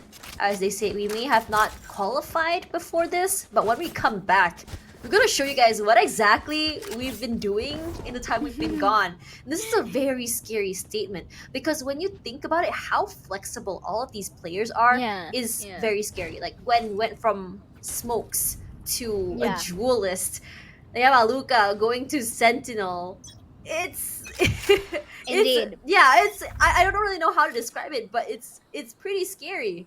I agree with you on that sentiment as well, Tash, because again, because of that versatility and roles and very much flexible, as you mentioned, there is also this certain amount of, mind games to it. Why? Because normally some players would assume, oh, okay, Aluka's a duelist, let's go. Let's say in the lines of Ivory as well, or Ivory is a controller. But without you guys knowing, Ivory can actually be a duelist if you want. And look at that, speaking of it, we don't really need to, very much cast in action what they did in this specific round, because Yeah. the versatility of the roles is showing. Look, despite Ivory being a controller, she acts like a duelist. And Aya, despite being their jet right now, she controls the site because of her cloud bursts as well. And for Chamber, of course, Aluka being an initiator, apparently she's becoming more of a controller here as well, or a sentinel here as well for the team. So it's at this point, Tosh, I think we don't want to look at the roles anymore because they're just too flexible. Spike's Aya here. is just not afraid to walk out. The amount of map control they gave is just astounding Enemy because they're remaining. just so controlling. Look at how much they can just push up to you and just really pinch you from so many different angles. And this is a flawless from them. And it's actually really scary, especially if they know that you are down in terms of weaponry. They will push you. They will make sure that the round will be ending in a way that they're not going to be suffering in terms of guns at all. Now, when we come back to that, Lucidity right now, as a jet, she only has a stinger. She can get some value out of it. I have seen situations where someone can get that value, but right now, Sovereign, they're just not able to figure out how exactly are we going to go on the site. When you have a team as chaotic, orderly as Nigma Galaxy, you see Aya, she's not afraid to push out. She takes up as much space as she wants. That's that confidence coming through, speaking through her gunplay as well as her abilities. And whenever she pushes forward, she gets a kill. She repositions, finds another way, catches someone off guard again. And it's actually so scary as well to be Sovereign. We play together, we just get knocked out by one person getting 2 to 3 frags. We play separately, we're not winning the duels. How exactly are we gonna go in for the attack? Indeed, and of course, the good call for timeout here for Sovereign, knowing that the score gaps is not really going into their favor at the moment. And yes, your points are very much, really taken a good there, Tash, because right now, Nigma Galaxy, imagine they already have 5 consecutive win streaks here already. And Stay down. here On it's just fire. yeah, they're still on fire, exactly. Aya. And Aya, speaking of that, it's not just Gwen who's taking the first bloods, but also her. Elaine, though, was able to get a trade off there, taking Ivory down, so they are able to go in towards Spike B planted. site this time around. No fear of going in this Viper spit. In hindsight, just so that this recon ball is destroyed, concealing her identity, goes into the corner, was able to get Ray as well, dashes in, goes off beat, but Joey is able to shut her down, and now in towards the Viper, so once again taking utility. There's a bit of a jump there, but right now it's 2 versus 1, and the 3 with no bullets to spare. Chloe was able to take her down. 8th point now for Didn't Nigma expect that to Galaxy. work. Hash, they are steamrolling. The Galaxy is a team that really takes so many rounds. You give them an inch, they take a whole mile. And in that situation just now, look at how Aya is just so confident walking into the Viper's pit. She wasn't scared. She got, 2 picks before she was taken out? And in that situation here, once your Viper goes down, that's already one big advantage taken out here. And I was about to say that, okay, it looked great for Sovereign. I was worried that the Viper's Pit was the Revealing only win area. condition they had, but it There looks they like are. that isn't even enough to just really solidify the round for them.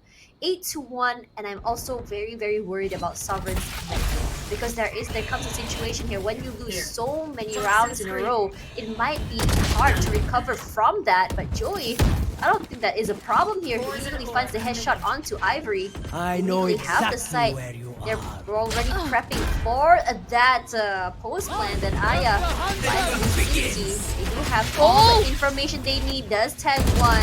Not getting a lot of those picks rather. Does get chip damage. Aluka finds Joey and Aya as well. Finds Elaine. Ray from the back here. Unfortunately whiffs, but you have Chloe as well from the backside. Che. And Chloe Che is so low. What? And in a lot of situations, Aya did. It's so rare that she ends around without a 3K. Aya is online, Tash. And if you notice from we'll be seeing on the replay later, but the way that Aya just quickly repositions herself with the dash and updraft, and once she goes down in the ground, quickly you can see the discipline in her crosshair already in towards the heads of, I think that was Elaine from the backsides again. So the fact that Nigma Galaxy is just popping up at this point, I feel like it's quite hard to regain a footing here whenever when in attempt for sovereign, but no, I don't want to neglect them here. It's just that I feel like in terms of their attacker side, I think they need to be on par with the current aggression that the Galaxy is showing. Just like right now, again, Gwen with the first blood here, but Lucidity for the trade with her Blade Storms as well, tries to retaliate once more, but Gwen quick on her feet, takes one, shoves into the terrain for safety, uses the leer respectively,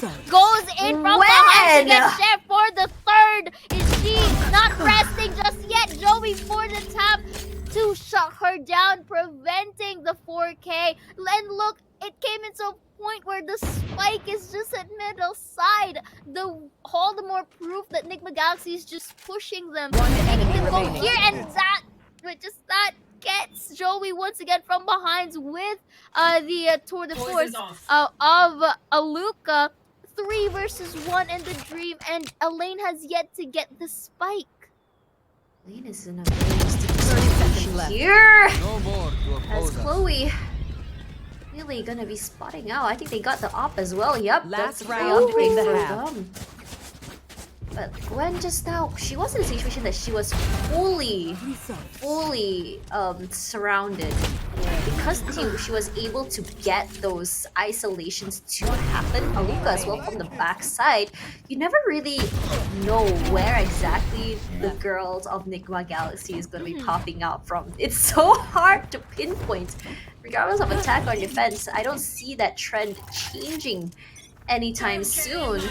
Immediately gonna be popping that Viper's Pit here on the entrance. Lucidity is on the ready, finds Gwen out of the way. That was a very big pick here.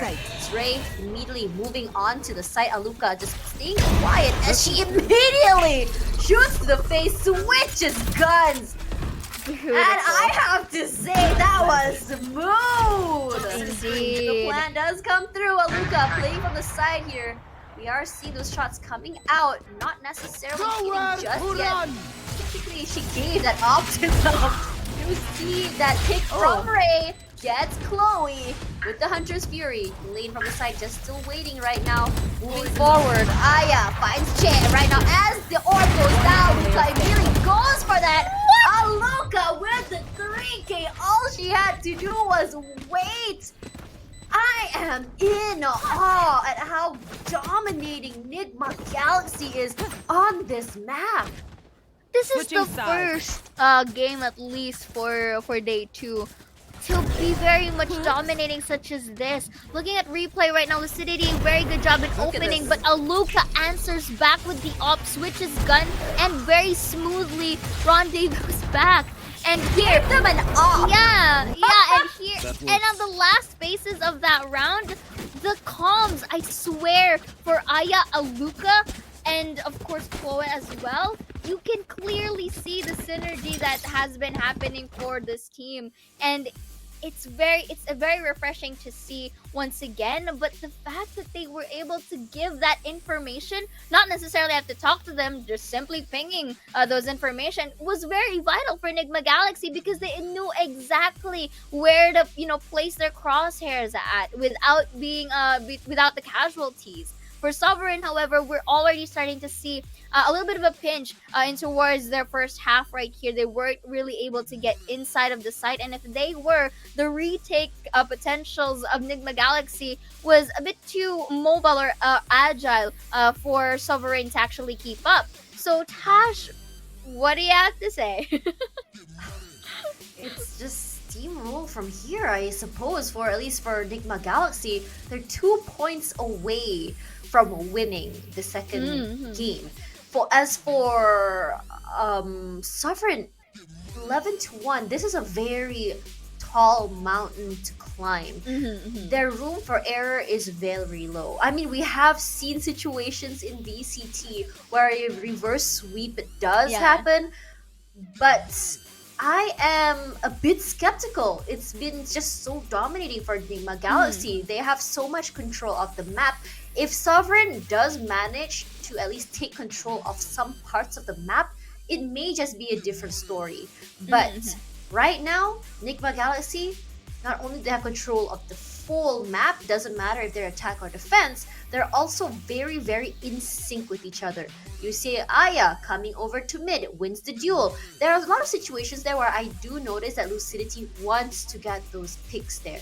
But I believe it'll be better to give it to another agent, perhaps maybe Che, just to play on the lurk, or maybe just try and get those picks coming into mid, because I would rather be seeing Lucidity take side. Just immediately dash onto site, clear out back of site. But if we see Aya there, I would love to like kind of talk about like what my co-caster in VCT MYSG was talking about, how he was very skeptical. He was like, okay, Jet is nerfed, but in situations when you have players like say Aya playing Jet, and she's getting 2 to 3 picks every single round, she's guaranteed an extra dash. There's so much repositioning, or rather gap closing, that Aya can do. And we've seen so many times she does that. How fast can she go immediately from cave over on A all the way to mid? It doesn't take long at all, as long as she does get those picks. I agree with you on that. So I feel like at this point, to those who really do master Jet from the heart, I feel like the nerf or the adjustment that happened to her isn't really much of an issue at this point.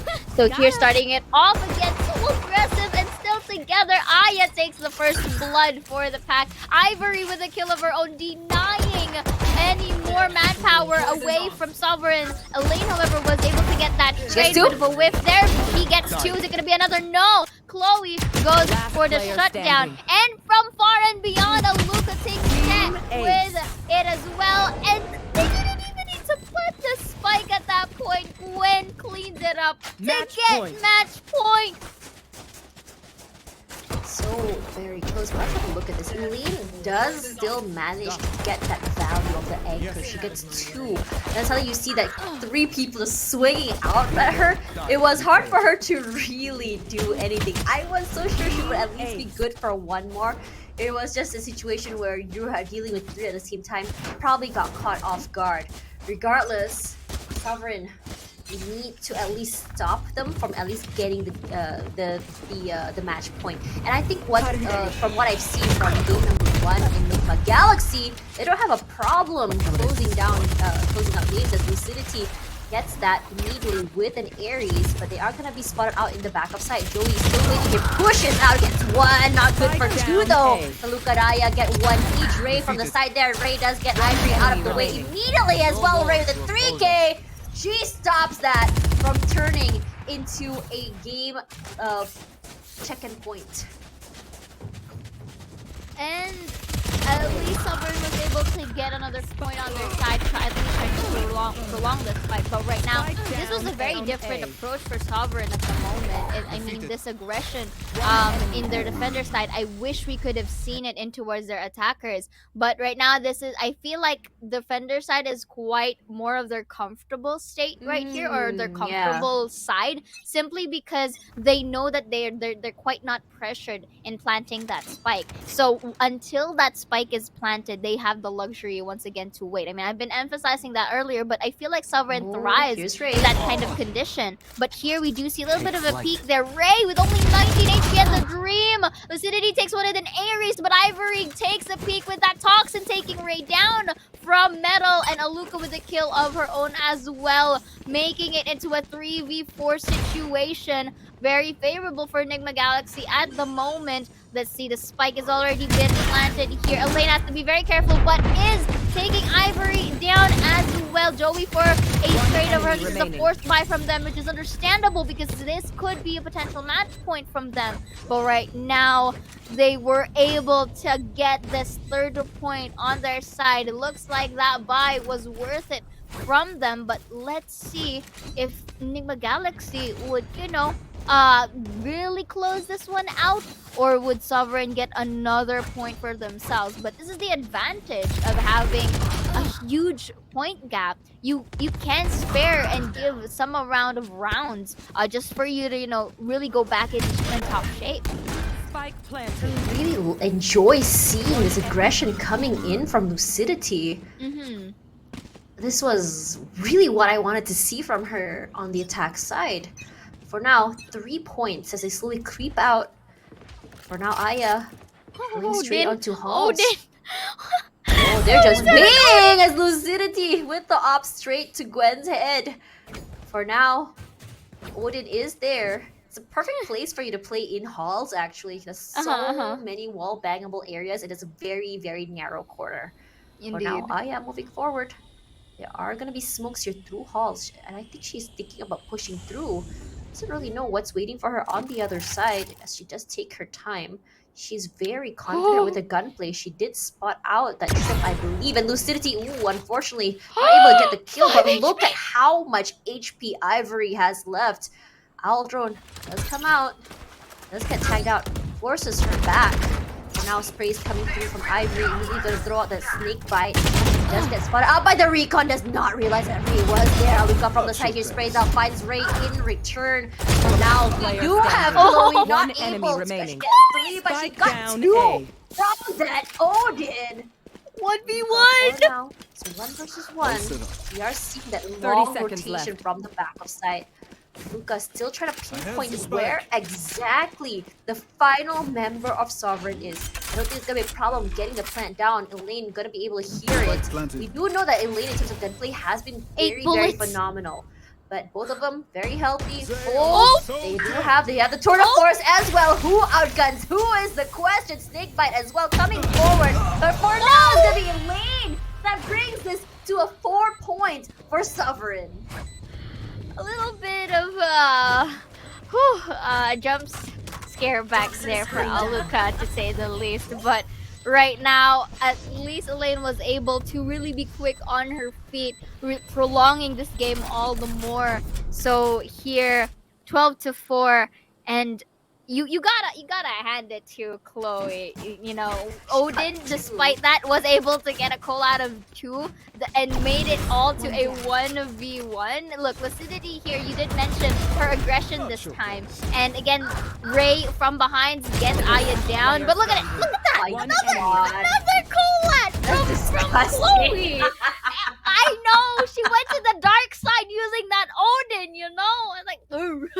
But here... but here, it managed to work. But you know what? Sovereign was still able to find the answers regardless. But Aluka this time does not want Joey in this round this time. Because if you notice as well, Tash, Joey has been doing a lot for Sovereign too. That's Gwen. That's a big one. We have seen Gwen really popping off. Aya, for now, she does have some blades. You saw her play on Halls earlier. Look at this. This is what I was talking about in terms of control. You really let her roam all over the place, and Aya will just absolutely steamroll you. You don't know that she's there. Crosshair though. I really want to as well. I was I wanna see curious. their I thought I yeah. didn't have it earlier, but for now, Yeah. Aluka from the side, they do know Elaine's gonna be playing that corner there. Apparently, it's called Emo. Aluka. Sorry, Lucidity finds Aya just now onto mid from Nest here. It's a big pick for her. Doesn't really allow her to really steamroll them. His picks have been very, very vital from the side of Sovereign. Whittling down the numbers really gives them an advantage here. Saluka, so it's Ivory, they're still waiting. still trying to get some information from the side of Ray here. With the owl drone, doesn't spot anyone 30 out seconds just yet. left. And with that cut in noise, it gets very complicated for them to really know where it is. They were about to rotate onto A, but B site was the hit. You can see some pre-fires as well, but no one was on the site. Recon is out, immediately gets deleted. And they're gonna know that there is someone on there. The splits come through for Lucidity. That's why Aluka not good for 2 because Chloe was waiting. Ray, that's why Ivory One and enemy Chloe. remaining. That's a 2 in our Spike pocket down right B. now. One-on-one. Trying to find time here as Chet does find her straight in the face. Up, brought forward. And this is Sovereign just really showing that they too are pretty good on this map. And they've been taking this round like 4 in a row right now. Yeah. And this is giving me jitters, or like it's making me shake because right now you can't really tear. Yeah, Overtime. Or like here, this is already the second round wherein they were able to equalize the board by 1v1. Earlier, we do see Nigma Galaxy having the man advantage to 3 or to 4, but then it dwindles to 1v1, and then Sovereign apparently is able to win those. So that's going to be the Lear once again. Toxins to stay in here. They were able to dash in, though. Lear took time to be taken down. Ivory goes for the kill. Not going to stop at any time here. Tries to wall bang from the arches. Ivory will be planting. That Spike uses that Hunter's Fury here to deny that plan, which is actually a good call for them. So she does regress that Hunter's Fury now. That's going to be another wall here to try and attempt. Oh, that was actually very close for the op shot right here. Lucidity takes 1. Blow it. Luca takes 2. Aya with a kill of her own. Could this be it? But Ray takes 1 naked, a double again to a 1v1 situation. Is this the recon dart right now? Aluka into the sides and actually ends the game with a sweep. Goodbye. Aluka takes 3 right here. I'm too far. Ladies and gentlemen, we have Nigma Galaxy proceeding to the brackets. 2-0, and I have to say that these ladies have been giving us an absolute good time seeing those matches. For now, Nigma Galaxy looking just a little bit better in terms of momentum, but unfortunately momentum came a little bit too late for our Sovereign, so they weren't able to really try able to equalize it. And this also comes to a situation where when you've let them take so many rounds in a row and you reach round number 11 or 12 to only find the momentum, you have such little room for error, and that was definitely one of them. We saw a change in pace for Nigma Galaxy as well, especially in that last round where they were taking a more aggressive, faster approach. We finally saw Lucidity online, but as I said before, too little too late. But congratulations to Nigma Galaxy. 2-0 looking so good for them, as Aluka will be the one taking the MVP. It's a 3.9 KDA with a whopping 364 average combat score. Now let's look at Ray in the comparison right now. 15 kills in her pocket with a 225. Regardless of that, I have to say that these two teams have really showed us very interesting, not only in terms of agent lineup, but how exactly they use the agent and how they play around with that. It's very different looking at Sovereign, where they kind of like regress more onto comfort picks, but the team that is more flexible, I believe, Nigma Galaxy, and they will have that upper advantage.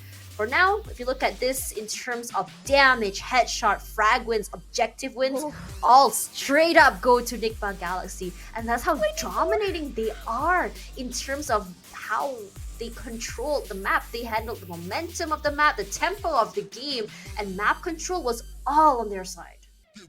24% headshot percentage. Something that I know personally I can never do.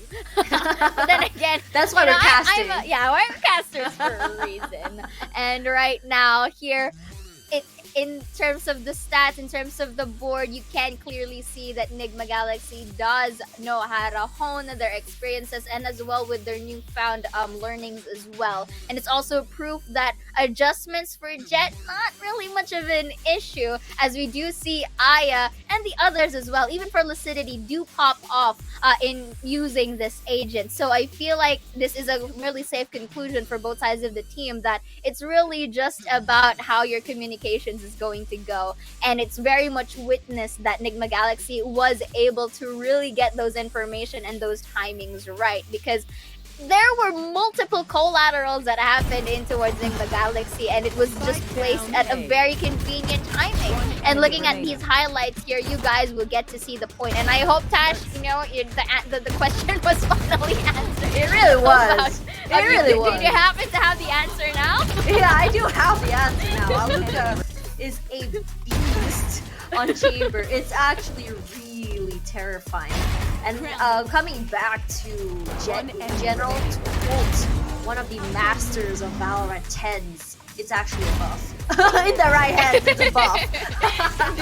Yeah, it really is. But you have to give it to Sovereign as well.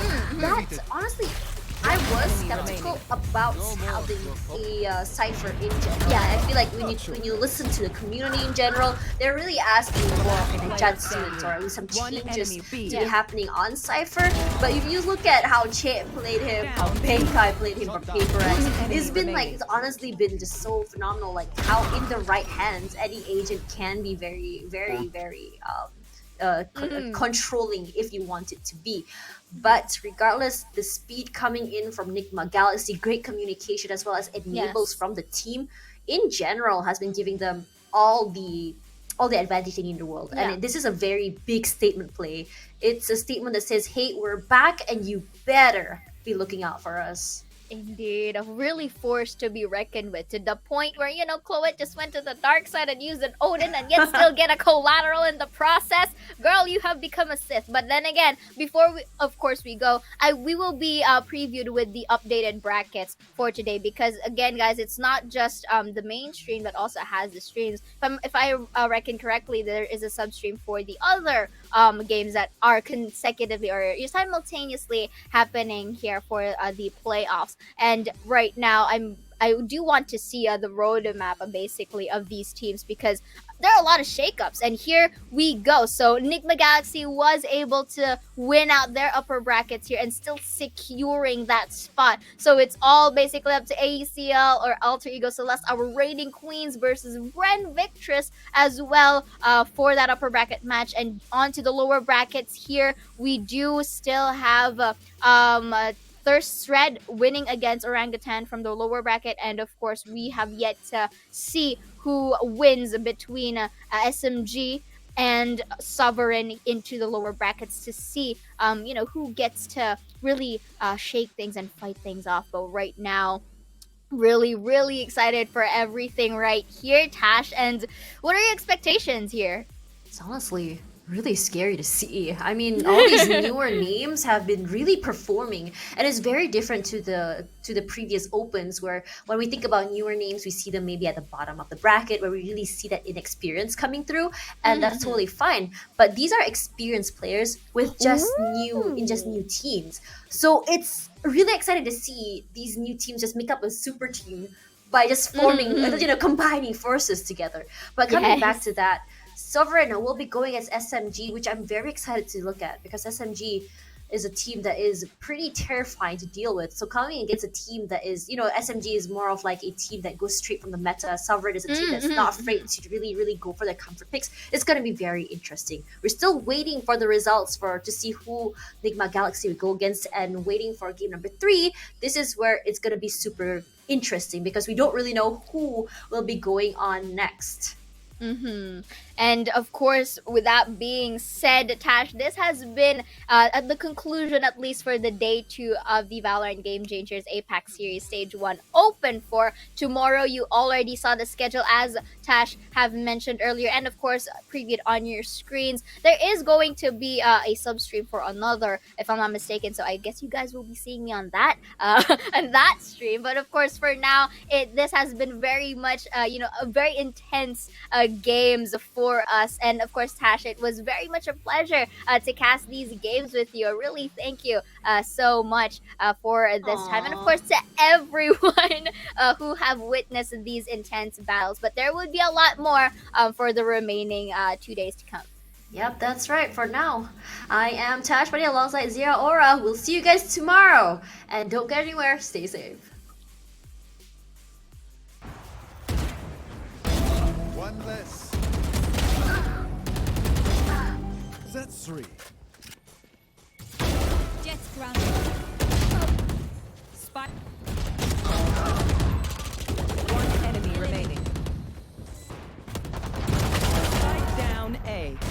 One enemy.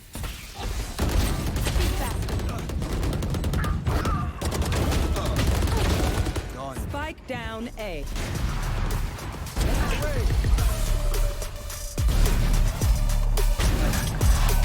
One enemy remains.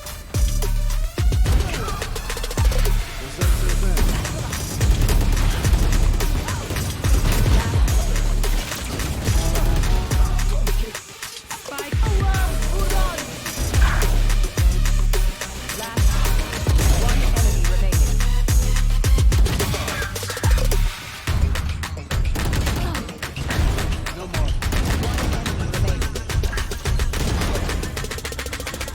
We wanna get it crunk in the club, crunk in the club, with a crunk in the club, crunk in the club, Spike down crunk in B. the club, crunk in the club, with a couple hundred thugs. Crunk in the club, crunk in the club, with a crunk in the club, crunk in the club, One enemy crunk in the remaining. club, crunk in the club, with a crunk in the club, with a couple hundred thugs. Everybody down, everybody down, everybody down, everybody down, everybody down, everybody down, everybody down. We know we get it. Everybody down, everybody down, everybody down.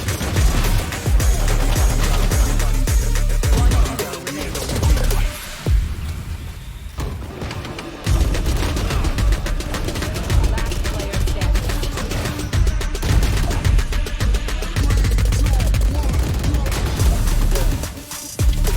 One enemy remaining. One enemy remaining.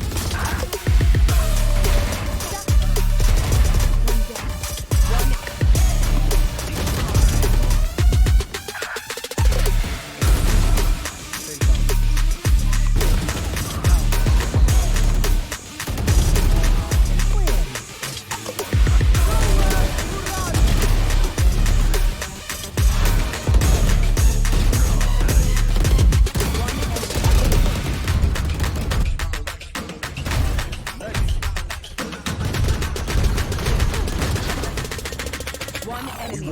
One enemy remaining. Crunk in the club, with a crunk in the club, crunk in the club, crunk in the club, crunk in the club, with a couple hundred thugs. Crunk in the club, crunk in the club, with a crunk in the club, crunk in the club, crunk in the club, crunk in the club, with a couple hundred thugs. Everybody down, everybody